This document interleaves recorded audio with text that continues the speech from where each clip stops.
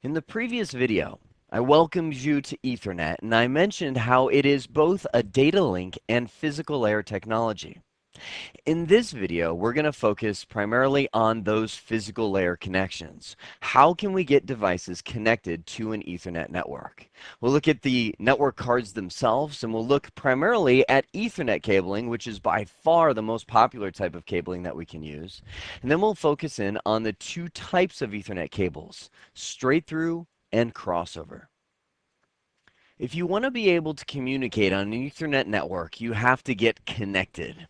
I don't know if you've seen The Matrix, but it's going to be required for Cisco certification soon enough. Just kidding. But in The Matrix, all these people are jacked into this electronic world, and they all have this connector on the back of their skull, where if they want to jack into the Matrix, they shoot this I don't know, this metal thing into their head, and everybody is jacked in. It's like the industry standard Matrix connector. If you want to get in, you have to have one.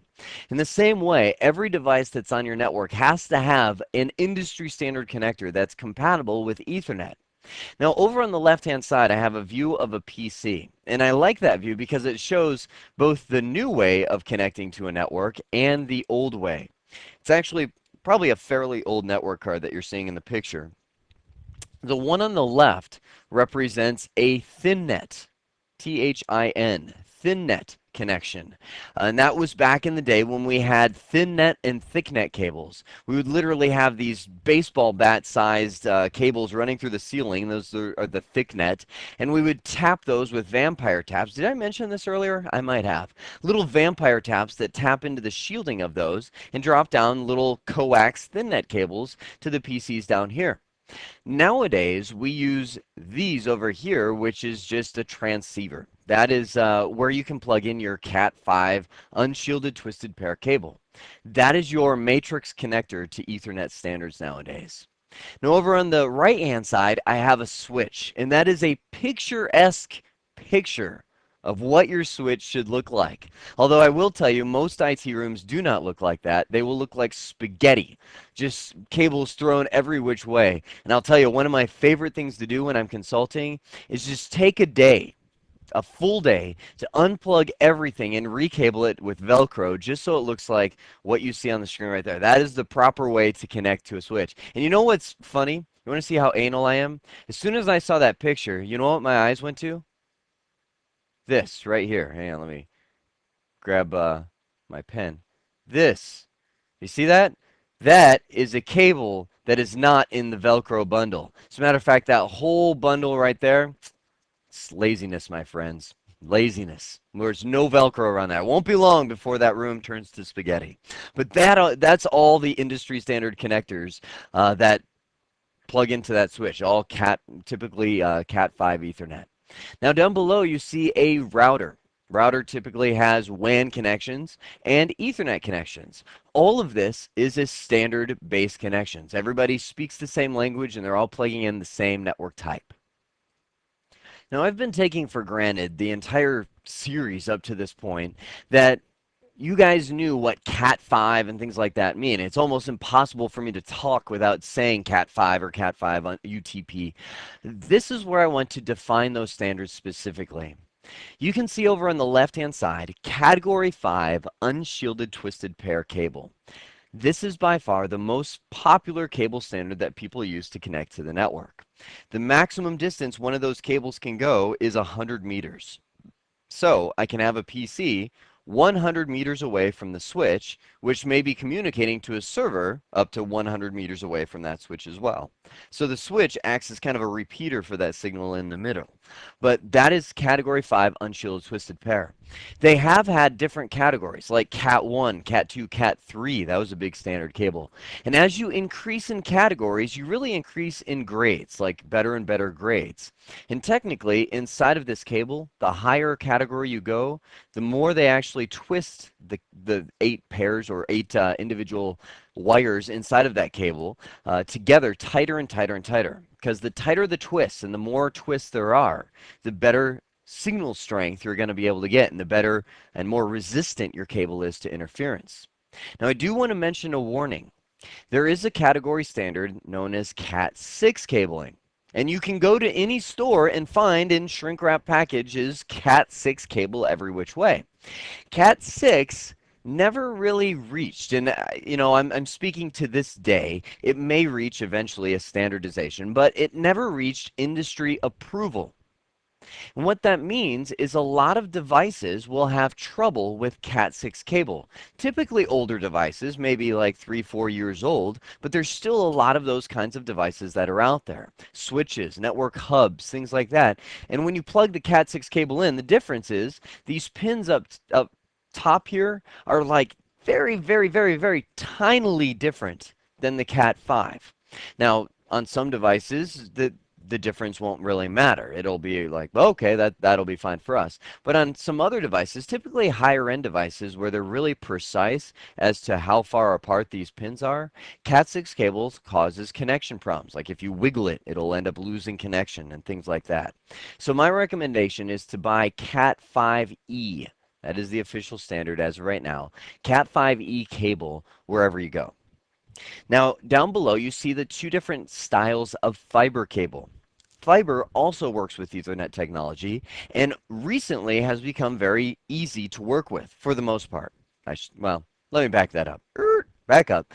They have released fiber optic standards that are very easy to work with, meaning you and I can go to the store and buy some fiber cable and run it ourselves through the walls. Most of the time when we're doing that, we're working with multimode fiber. That is where you have multiple light signals that can be sent simultaneously down that fiber strand. Now, it sounds like a better standard than single mode. I mean, just the name, you think, oh, well, multi is better than single. But really, it's not. It doesn't get as much distance, and it's not as clean a signal as the single mode fiber. But it is much easier to work with, and the connectors are much cheaper. You have a much lower cost connector and much lower cost equipment that you can use for multi-mode fiber. Single mode fiber is typically very difficult to work with, meaning a lot of times it takes specialized technicians. You have a pure glass core many times. The cable inside of it is glass, so if you bend it wrong, you can snap it inside and break it. But the distance can actually go much further than multi-mode. They've actually got some single mode fiber that's running between states in the United States of America. So you're looking at hundreds of miles that this can go. Now the connection type is where it comes in.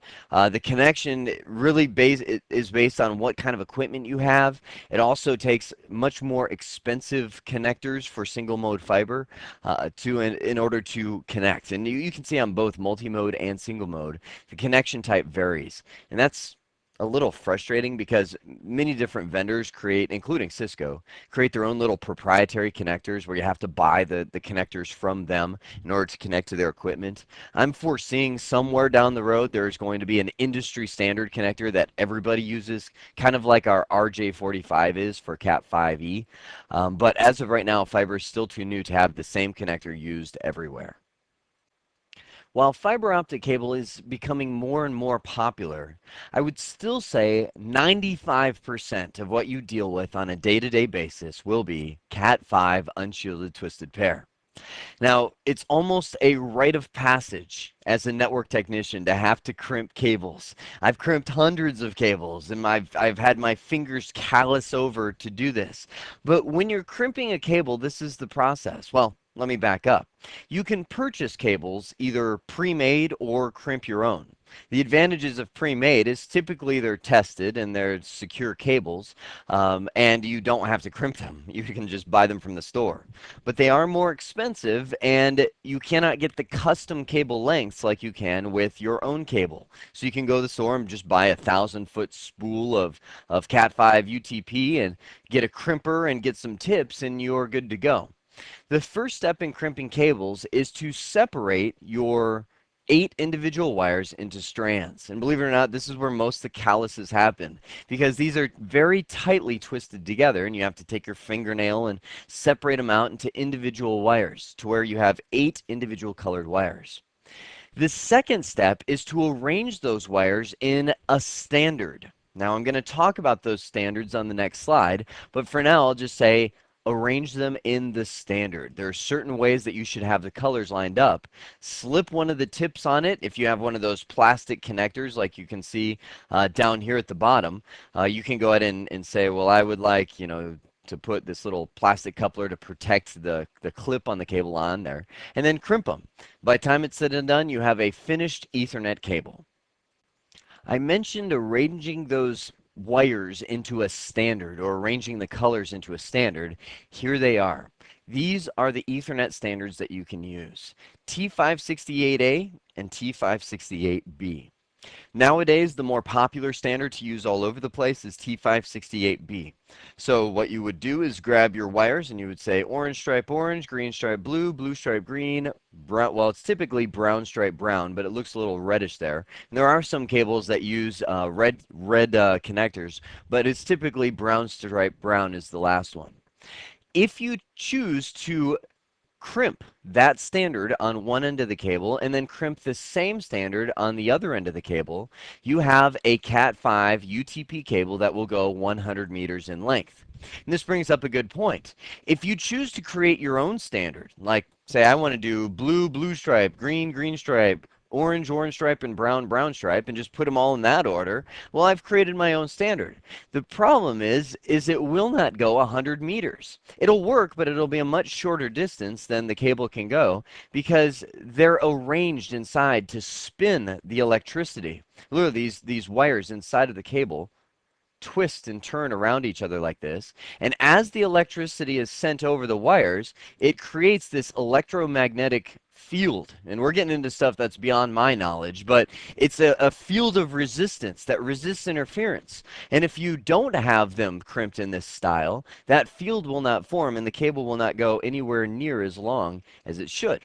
So crimping 568B on one end and 568B on the other end will give you a straight through cable that goes 100 meters. 568A is the other standard, and you can crimp A on one end with these colors, A on the other end with these colors, and you also have a straight through cable that will go 100 meters in length. If I were to take T568A on one end of the cable and crimp that, and then choose to do T568B on the other end, I will have created a crossover cable that can go 100 meters in length. So when would I use either one, straight through or crossover? Well, straight through is used anytime you want to connect unlike devices, or I usually think of it as things that are meant to be directly connected together. We've got a PC plugging into a switch. That is an unlike device that will use a straight through connector. I've got a router plugging into a hub or a router plugging into a switch. Those are unlike devices, so they'll use straight through connections. Like devices use crossover. Like, for example, if I were to take a PC and connect it directly to another PC without a switch or a hub in between them, that is like devices, and we need a crossover cable to make that happen. A lot of people actually call that a null modem cable. If you look at the top, we have a router back-to-back connected with another router. Usually you would have a switch in between the two, so that's kind of an unnatural connection, or like devices, so we use a crossover. A switch directly to another switch, or even a switch to a hub, those are considered like devices, so those would use crossover. You'll want to get used to recognizing on a network diagram where the different cables would be used. Would I use a straight through cable or a crossover cable when connection? Because if you use the wrong one, you won't get any link whatsoever. The last thing I want to wrap up with is how cabling looks in the real world. Because typically, yes, you will use Ethernet cables all over the place, but you won't have PCs that just run this long cable to the switch. What usually happens is you will have wall jacks installed. Either you will install them or somebody else will. Now that wall jack, if you unscrew it and take it off the wall, it will actually have these little connectors inside of it. Now this connector will take the 8 wires from that Ethernet cable and plug each one of those 8 wires into these metal connector. To do that, you'll use a tool that looks like this. Most people call that a punch down tool, where you will take the cable or the wire and lay it on there. You push that punch down tool on it, and it actually cuts off the extra wire so you don't have wires dangling off, and pushes it down to essentially wrap around or link into that metal to where it makes a solid connection. Once you've got all those crimped in there or punched down, you'll slide that connector into the plastic plate, and that's where you connect your cable to that will run into the PC. Now behind that, off of this little connector, the cable will run up through the ceiling, through the walls, and this is where you get into some construction sometimes, running up and down walls, and eventually we'll reach this thing that we call a patch panel. Now, what this is an intermediary device in between them that allows for easier connections. What you'll have is on the back, you'll take that wire, strip it back into the 8 individual wires. This is your Cat5 cable with the shielding on it. This is with it off. And you'll use your punch down tool again to punch those 8 wires onto this. A lot of people call this a punch down block. And on the front of that, you'll have all of these Cat5 connectors that are coming out of that punch down block. And from there, you'll use what people call patch cables, just short little cables to connect from that patch panel to the switch. Now you might wonder, well, why do you have this patch panel in between? Why don't you just, save a crimp and save an extra thing and just run that straight to the switch without the patch panel? Well, the reason we have that is because a lot of times our switches will move, or we'll want to move our cables from one switch to another. And if we've just run it straight to the switch, then typically the cables are just long enough to make it there. And if we want to move to a switch that's, say 10 feet away, you kind of start pulling and yanking on those cables and they don't reach and you've got things stretched and it's just ugly. So instead of doing that, they say, well, let's permanently terminate all the cables here. Then we can just connect another patch cable that can be whatever length we want and plug that into the switches that we want to plug them into. So a lot of companies, and it's a good design, will have patch panels in between to allow for those simpler connections. That is physically how Ethernet cabling works. So just to hit the high points, we saw, number one, a view of network cards on the PC and Cisco devices. It's like the Matrix. Everybody's got that standard connector where they can plug in and communicate on that network. Down below, we saw the Ethernet cabling specifically. We saw stripping it off the shielding, like you can see in that picture over there on the right, the 8 individual wires and the standards that we can crimp it to and how to crimp those wires together. We finally looked at the 2 different types of Ethernet cables, which is straight through and crossover. Straight through typically used to connect unlike devices, or in my mind, things that are meant to be connected together. A PC to a switch to a router to a hub. Those kind of things are natural connections. If you have like devices, or in my mind, things that typically don't connect directly together, you have to make a modification, and that's where the crossover comes in. Really, technically behind the scenes, the crossover just switches the send and receive pairs between the one end and the other. That's why we use the 2 different standards. So when one sends, the other one will receive it on its receive connectors on that cable. But that is connections like PC to PC, router to router, switch to switch, things that you don't usually connect directly together, and that's where the crossover cable makes it happen. I hope this has been informative for you, and I'd like to thank you for viewing.